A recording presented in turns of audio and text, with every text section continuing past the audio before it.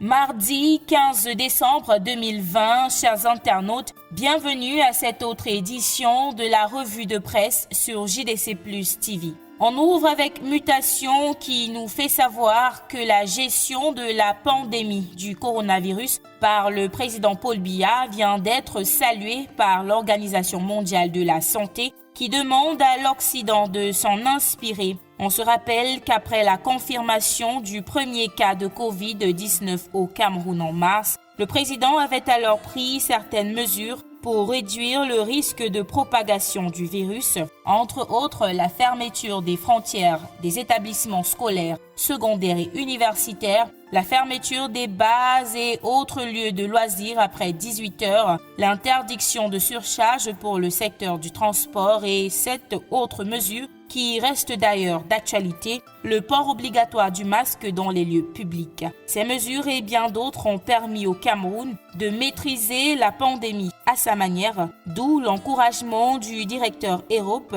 de l'Organisation mondiale de la santé. En page 7 de sa parution de ce mardi, Mutation revient sur toutes ces mesures évoquées ainsi que la gestion de la pandémie en général par le gouvernement camerounais. Toujours avec Mutation, on apprend qu'un incendie fait 5 morts dans la capitale économique Douala. L'incendie qui s'est déclaré le vendredi 11 décembre dernier serait, d'après des sources d'origine criminelle, à la suite d'un litige familial. Mutation nous dit que parmi les 5 personnes qui ont péri, il y avait un nourrisson de 2 mois et 2 enfants de 2 et 3 ans. Que leur âme repose en paix. Après Douala, Mutation nous amène du côté du sud-ouest où les chefs traditionnels sont de plus en plus la cible des hommes armés non identifiés. Ils sont kidnappés et puis tués pour certains. Le cas le plus récent, tel que souligné par le journal, est celui du chef de Mal de Fortine dans le Fako, kidnappé le dimanche 13 décembre et tué le même jour dans la soirée. Que se passe-t-il réellement? Pourquoi sont-ils devenus la cible dans cette partie du pays en proie à la crise anglophone? Retrouvez des éléments de réponse en page 15 de Mutation, parution de ce mardi.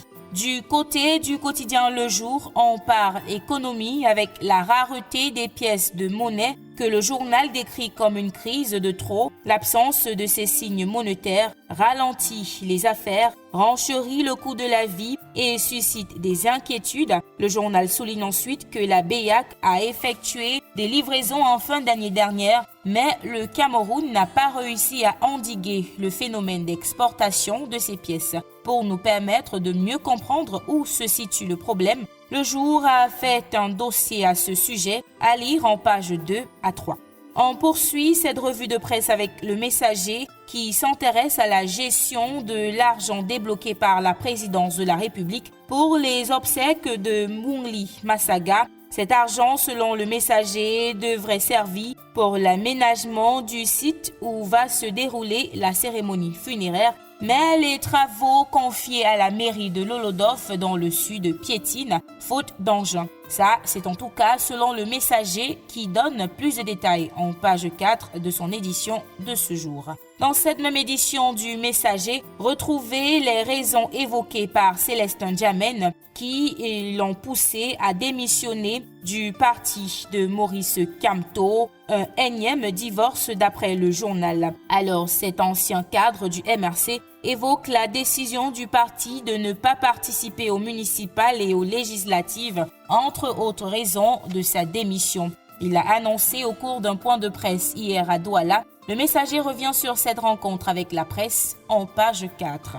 On sort de cette édition de la revue de presse avec le quotidien gouvernemental qui parle de programmation de marchés publics. Le ministre Ibrahim Talba Mala a ouvert hier lundi les conférences de programmation des marchés publics pour l'exercice 2021, occasion de rappeler les prescriptions du chef de l'État que le quotidien cite en une. Tous les marchés programmés doivent être exécutés. Et voilà qui vient mettre un terme à cette édition de la revue de presse sur JDC Plus TV. De votre attention, merci. Demain est un autre jour.